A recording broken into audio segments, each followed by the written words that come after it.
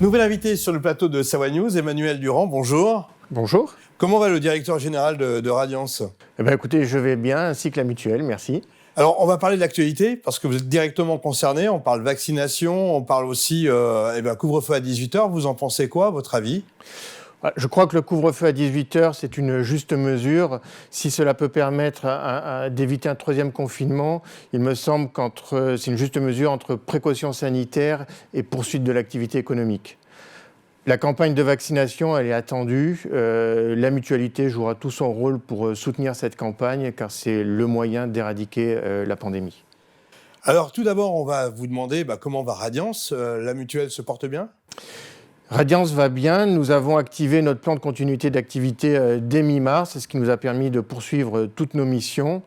Nous avons connu une baisse d'activité sur le plan commercial et qui reprend progressivement, plus difficilement avec les entreprises, mais c'est normal, leur priorité c'est de poursuivre leur activité. Il y a quand même un impact économique pour vous ? Alors, il y a un impact parce qu'effectivement, d'un côté, il y a eu de moindres remboursements de santé, puisque les professionnels de santé au premier confinement n'exerçaient plus, sauf les cas Covid et les cas d'urgence. Donc ça joue favorablement. Il y a d'un autre côté un effet de rattrapage que nous constatons, notamment depuis sur le mois de décembre, après le deuxième confinement. Et puis, il y a ces effets de difficulté de certaines entreprises que nous devons avoir à l'esprit, que nous suivons de près. Dans les pays de Savoie, par exemple, on sait que l'économie du tourisme est fortement touchée, donc nous essayons d'accompagner au mieux nos entreprises adhérentes. Alors j'imagine qu'avec le premier confinement, vous avez beaucoup appris, et pour le deuxième, le reconfinement, l'efficience était là avec les équipes. Oui, bien sûr, notre agilité a été mise à rude épreuve et nous a permis de confirmer que c'était un atout. Nous avons aussi, avec ces confinements, je considère que ça a été un accélérateur de transformation. Nous avons notamment 2 projets qui ont été boostés. C'est celui du télétravail et c'est celui de la digitalisation de nos services. Pour autant, la relation humaine, malgré la relation à distance, malgré la relation via Internet, est indispensable et d'autant plus dans les métiers de la protection sociale. Alors, les contrats complémentaires santé ont été taxés en 2020. Pouvez-vous nous dire un petit peu plus sur cette taxe qui est toujours un peu irritante ? Effectivement, 3,9% du chiffre d'affaires comme taxe nouvelle, c'est significatif. Cela se comprend d'un côté puisqu'il y a eu de moindres remboursements et l'État a souhaité que les complémentaires santé n'en tirent pas profit et que ça soit une contribution aux charges que supportait l'État pour la crise sanitaire. Maintenant, il faut avoir à l'esprit que les complémentaires santé ont aussi d'autres coûts à supporter. Je pense notamment aux effets de la portabilité. C'est un dispositif qui maintient les garanties de complémentaire santé pour tout salarié pendant 12 mois lorsqu'il se retrouve au chômage. Et on sait malheureusement qu'il y a déjà eu une augmentation du chômage qui risque de se poursuivre en 2021. Donc ça, c'est un coût supplémentaire, nouveau, à venir pour les complémentaires santé. Alors, on a vécu une année exceptionnelle, malheureusement, au niveau relations. Quels ont été l'impact entre les clients et les services ? Alors, nous avons attaché une grande importance à maintenir la relation avec nos adhérents, d'une part avec les nouveaux services digitaux dont je vous parlais, mais aussi par téléphone. La relation humaine était importante. Nous avons contacté plus de 10 000 clients par téléphone, des particuliers et aussi des entreprises, pour s'assurer que tout allait bien à leur niveau et leur faire part des services et de la manière dont on pouvait les accompagner. Alors, on parle bien sûr des clients, mais on parle aussi des collaborateurs. Vous y êtes très attachés, 170 collaborateurs chez Radiance, ce n'est pas rien.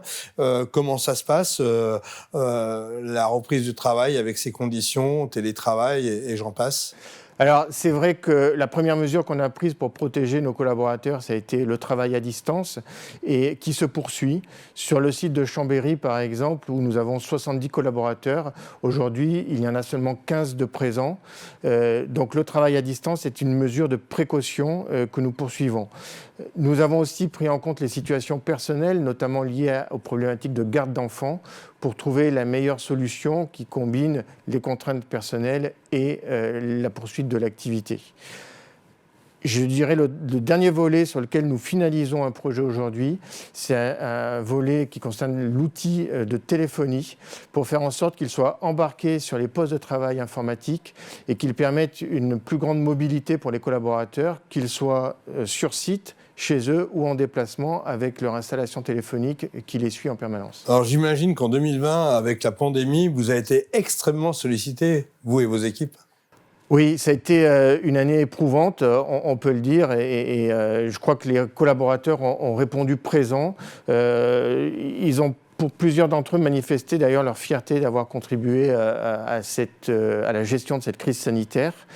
Et donc, on a pu avancer en 2020, malgré tout, et ça montre l'engagement des collaborateurs sur des projets importants.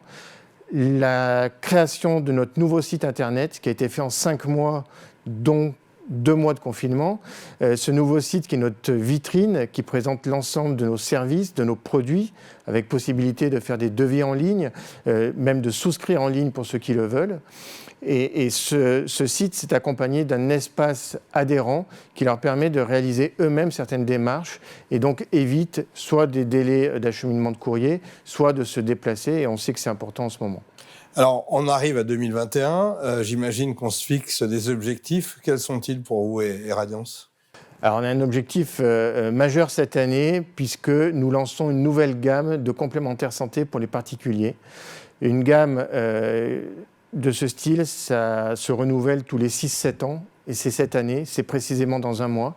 Cette gamme que nous avons conçue avec le groupe Malakoff Humanis, elle va permettre de mieux répondre aux attentes du marché, aux attentes des particuliers. Elle sera complétée par de nouveaux produits de prévoyance et aussi par un produit innovant qui permet de couvrir la pratique des sports et des loisirs. Donc, de gros objectifs sur le lancement de cette nouvelle gamme pour les collaborateurs et pour le développement. Et puis, on a tous un objectif, je pense, commun cette année, c'est d'éradiquer la pandémie grâce au vaccin. Et donc, nous relayerons autant que possible la campagne de vaccination auprès du grand public et de nos adhérents. Emmanuel Durand, merci d'être passé par le plateau de Savoie News et bonne et chaleureuse année. Merci également.